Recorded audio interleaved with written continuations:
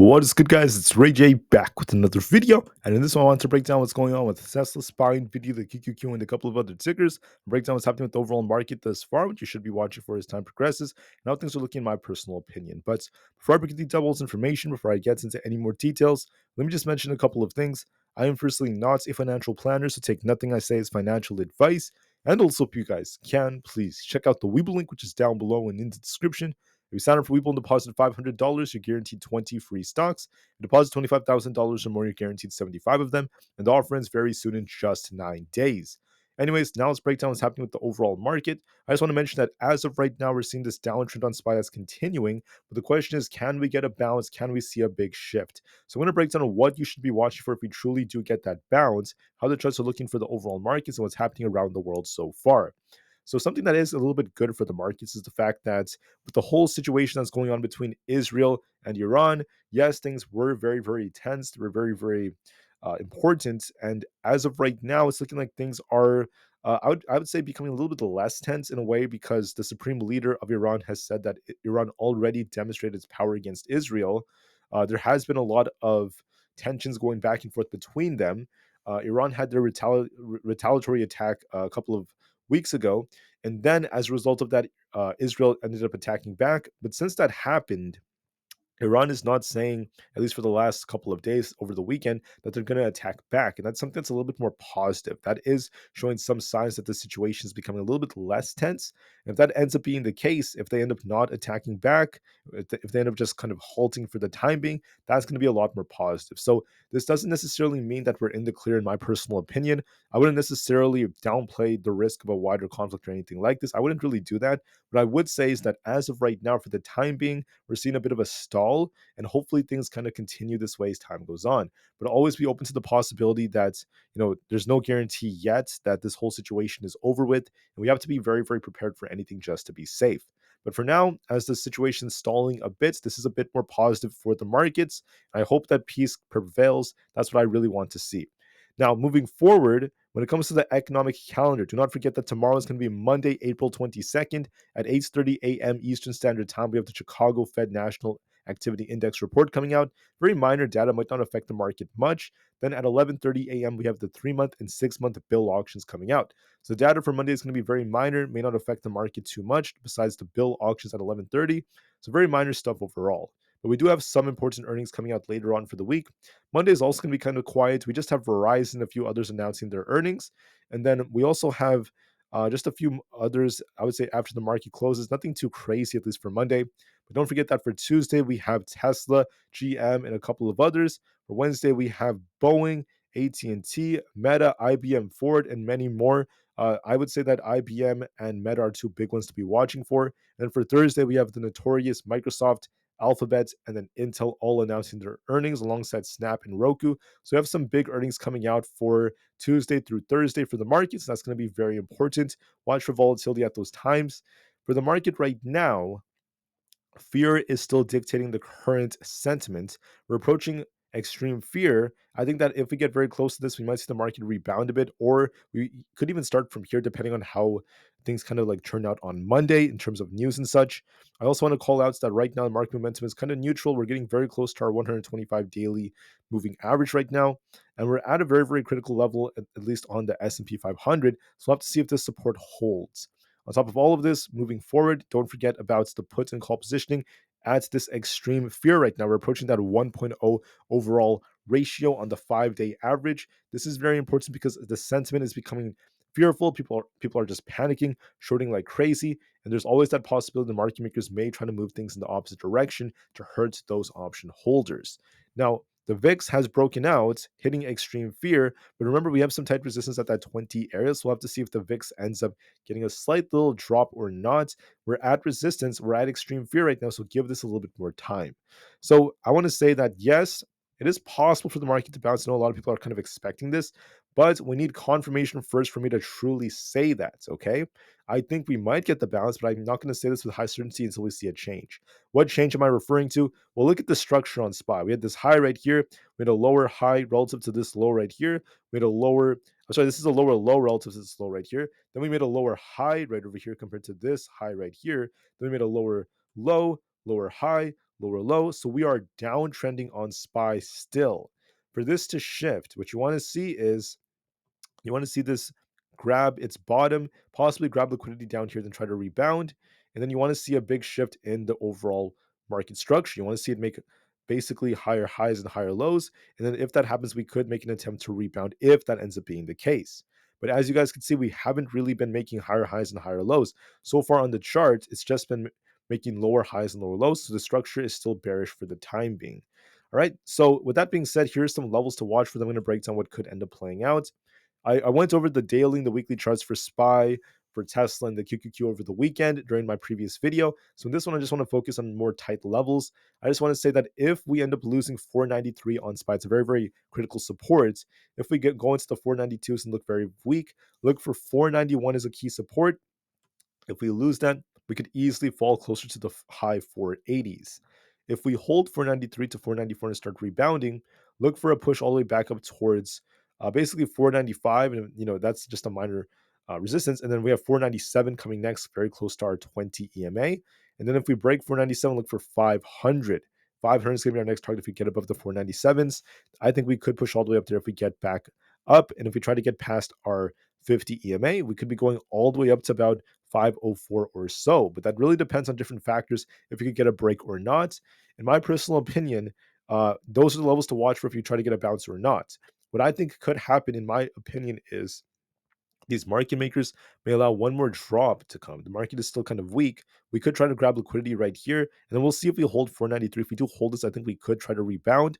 There could be one more drop coming before we attempt to get some kind of bounce by Tuesday, but I wouldn't be surprised if we try to get back above 500 by Tuesday. I think there's a very, very good chance that's going to happen.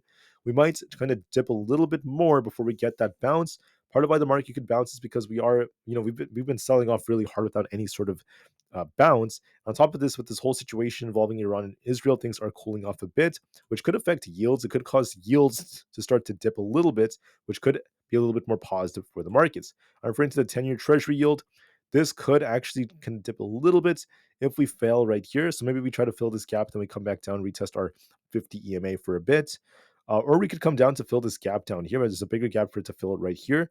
So maybe it pops a bit, maybe the market dips because of this, and then we end up dropping on the 10-year Treasury yield, and then the market gets a little rebound. That is a strong possibility. So we have this gap. That could be one big factor. So the bonds market, the way the market's looking right now, and then how the market's going to be impacted by the whole Israel situation, that is kind of favoring a little bit of upside. I think we might get a little rebound, but we have to watch and see where we bottom first. All right, so for SPY, we could dip a little bit more, but look for a little rebound. We could be retesting 500 by Monday or Tuesday, and we'll see if it breaks or not. So I see a little potential bounce as a strong possibility, but watch and see if we bottom first. For the QQQ, I'm seeing the same thing. I think that this could dip a little bit more. If we end up losing 413, we're going to likely sink closer to the 411, 410 area. If that fails, let's watch 407. If we try to rebound, look at 415 as resistance, 417, 420, and then 423, a little bit below 423 as resistance. That's very close to our 50 EMA. And if we break that, 425 plus is coming. In my opinion, okay, I wouldn't be surprised if this dips a little bit more and then we try to get a rebound and we try to get back to our 20 EMA.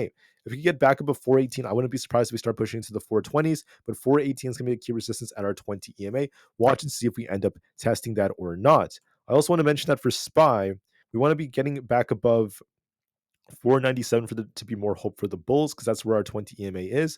If we could close above this, that's going to be a good sign of strength. So watch for that as confirmation as well.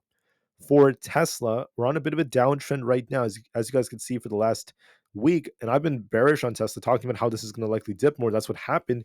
I called out that gap all the way down the 140s. That is where Tesla went to, right? So we called this out.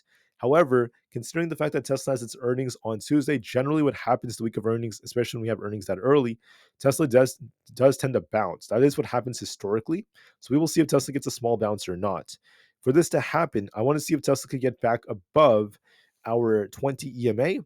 Can Tesla get back above 148? If we hold above 148, we're going to be looking for a move all the way back up to 150. If that breaks, look at 152 as the next resistance. That's going to be our 50 EMA. Break all of that, and Tesla's going to be flying back up and try to get closer to the high 150s, in my opinion. But we have to wait and see for confirmation if Tesla could try to get that break, if we could try to get a bounce. If we end up losing 146, look for a move down to 144, then eventually 142 and 138.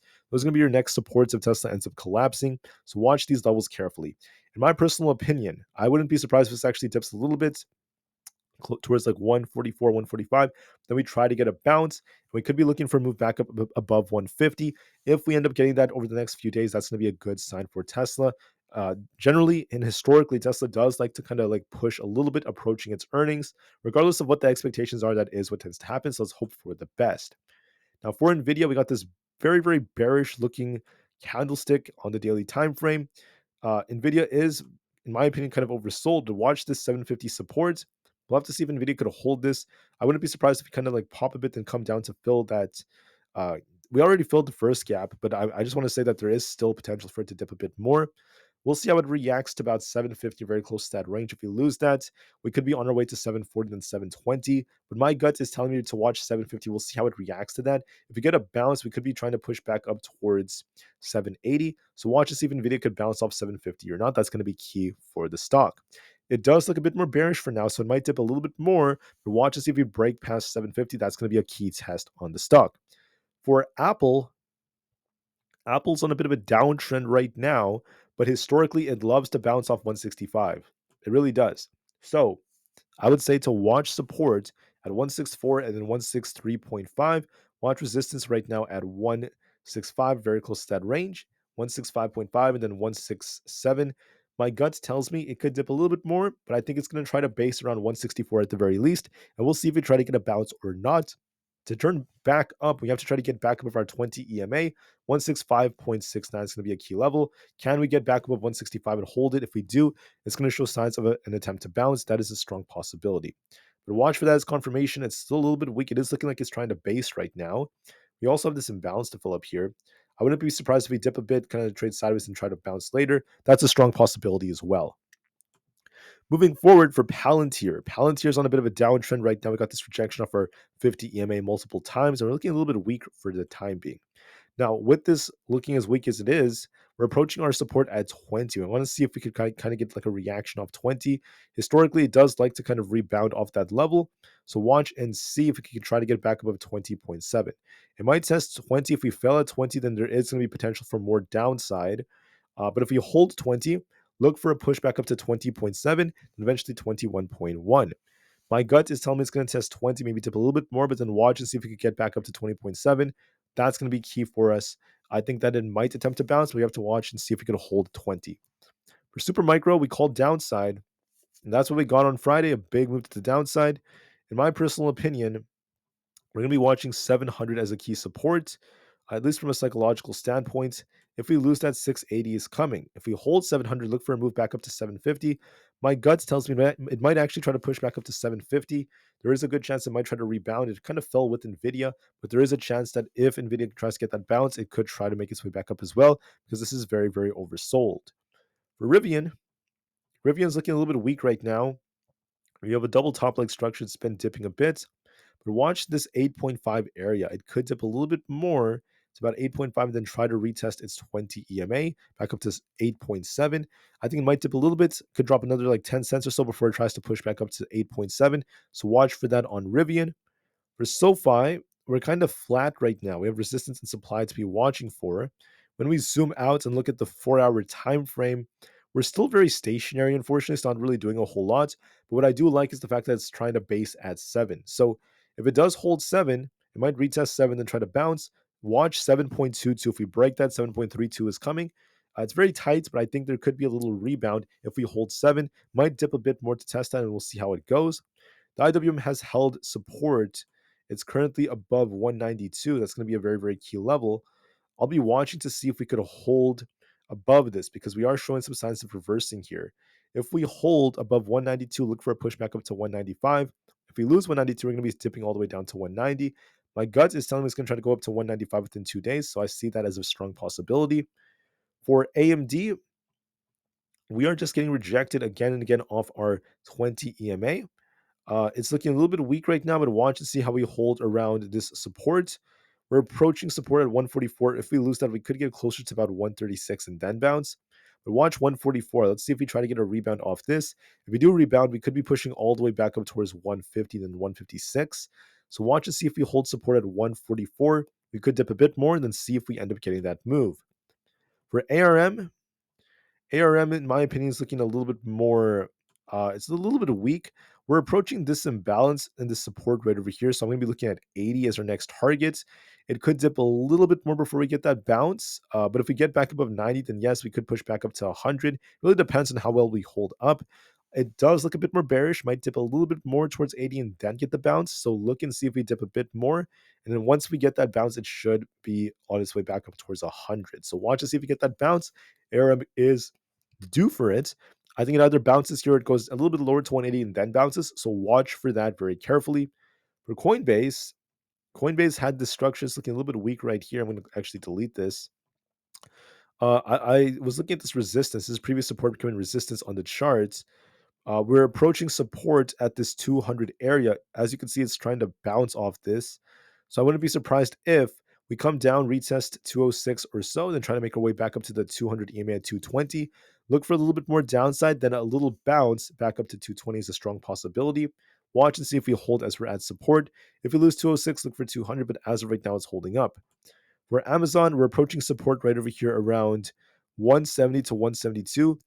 Amazon could dip a little bit more to try to fill this gap. There's a gap all the way down to 170, and then we could bounce off that. Or we could bounce from here. It could all happen intraday where we kind of dip a little bit and then we bounce. So watch and see. I just want to make it clear that 172 to 170 could be tested, one of those two supports. A little bit more downside could be coming before we see an attempt to go back up. I'm going to be watching for that very carefully. I think it's going to be making its way back up above 176. But first, we might dip a bit more to 172 before we go up to 176. For Meta is, in my opinion, dipping a little bit. We actually lost the structure right over here. It's looking very bearish. In my opinion, we could sink a little bit more. We had this gap to fill. We could be looking at 475, a little retest first before it tries to make its way back up to about 485. I think it's going to go up to 485, but it might dip a little bit first beforehand. So we'll have to see how things go. And don't forget that Meta also has earnings later on for the week, so that's going to be key for it. Microsoft is looking kind of bearish. There's no sign of a bounce yet. It still looks kind of weak. So it could continue to sink, but we're at this support right here at 397. If we lose that, we're going to be heading towards 394.5. The 394s are coming next. Could dip a little bit more and then bounce. So watch and see if we dip from here.